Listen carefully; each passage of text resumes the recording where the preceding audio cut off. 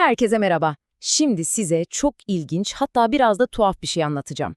Düşünün ki çok sevdiğiniz o tüylü dostunuzla akşam yemeğinde yediğiniz et arasında gizli, akıl almaz bir bağlantı olabilir. Evet, bugün işte tam da bu beklenmedik bağlantının peşine düşüyoruz. Soru şu: evcil hayvanınız size ete karşı alerjik yapabilir mi? Kulağa gerçekten bir bilim kurgu senaryosu gibi geliyor, değil mi? Ama inanın, cevap şaşırtıcı bir şekilde evet. Peki ama bu nasıl mümkün olabilir? Hadi gelin bu inanılmaz hikayenin detaylarına birlikte bakalım. Şimdi aklınıza hemen klasik bir gıda alerjisi gelmesin. Bu olay çok daha farklı.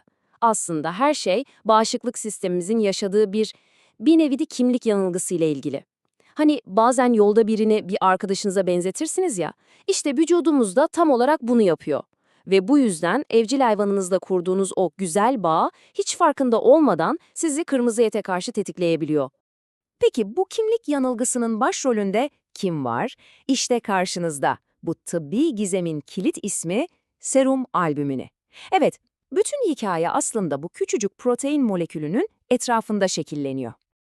Peki bu protein nasıl oluyor da hem evcil hayvanımızda bulunup hem de etin içinde bir probleme yol açabiliyor? Sebebi basit. Çünkü bağışıklık sistemimiz için bu proteinler birbirinin kopyası gibi. Vücudumuz diyelim ki kedideki proteini bir tehdit olarak işaretlediği an, onun tüm benzerlerine yani akrabalarına da adeta savaş açıyor. Bakın şu tabloya bir göz atalım. İşte o benzerler ailesi tam karşımızda. Kedideki proteine ne diyormuşuz? Fel2. Köpekteki can F3. Peki ya sığır eti ve sütündeki BOS-D6. Gördüğünüz gibi hepsi aynı albümin ailesinin bir üyesi. Sanki hepsi aynı soyadını taşıyor gibi. İşte bağışıklık sistemimizin de kafasını karıştıran şey tam olarak bu aile bağları. Peki, tamam. Vücut bu proteinleri karıştırıyor, anladık. Ama bu kafa karışıklığı, yani o alerjik reaksiyon, vücudumuzda tam olarak nasıl gerçekleşiyor? Gelin şimdi bu süreci 3 basit adımda, adeta 3 perdelik bir oyun gibi izleyelim. Şöyle düşünelim, vücudunuz hassas bir güvenlik sistemi gibi. İlk adımda, yani duyarlanma aşamasında, sistem evcil hayvanınızın kepeğindeki o serum albümini ile karşılaşıyor ve onu bir şüpheli olarak kaydediyor.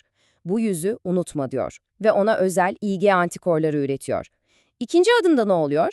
Bir gün kırmızı et yiyorsunuz. İşte o an güvenlik sistemi etteki çok benzeyen proteini görüyor ve aha işte o şüpheli diye yanlış alarm veriyor ve bum reaksiyon başlıyor. Yalnız burada çok önemli bir detayın altını çizmek lazım. Eğer böyle bir şey varsa neden bu kadar nadir görülüyor? Çünkü serum albümünün kedi ve köpek alerjilerinde aslında başrol oyuncusu değil, daha çok bir yan karakter. Kedi alerjisinin esas kötü adamı genellikle başka bir protein. Serum albümün ise daha minör, yani daha az etkili bir alerjen. İşte bu yüzden bu çapraz reaksiyon herkeste görülmüyor.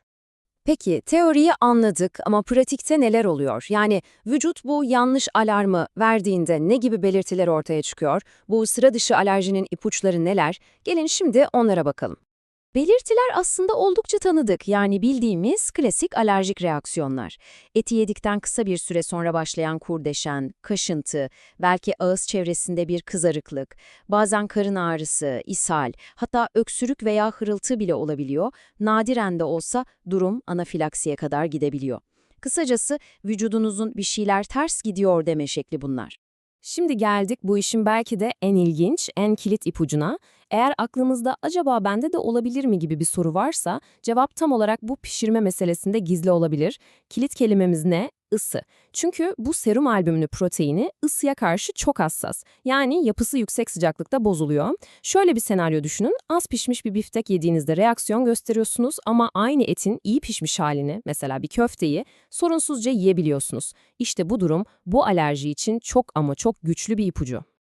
Ama burada minik ama gerçekten önemli bir uyarı yapmak lazım. Özellikle sığır bağırsağı gibi ürünlere dikkat etmek gerekiyor. Neden? Çünkü bunlar dışarıdan pişmiş gibi görünse de iç kısımları o alerjenik proteini bozacak kadar yüksek bir sıcaklığa ulaşmayabilir. Yani o istenmeyen misafir hala yapısını koruyor olabilir. Hatta bununla ilgili kedi alerjisi olan bir çocuğun sığır bağırsağı yiyerek ciddi bir reaksiyon geçirdiğine dair bir vaka raporu bile var. Yani durum şakaya gelmez. Peki, tüm bu bilgileri bir araya getirdiğimizde neye dikkat etmemiz gerekiyor? Gelin şimdi öğrendiklerimizi özetleyelim ve en önemli çıkarımların altını çizelim.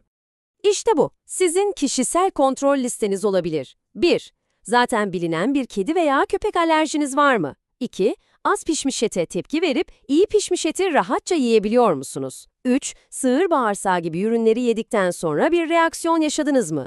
Ve son olarak hem kırmızı ete hem de inek sütüne karşı bir hassasiyetiniz var mı?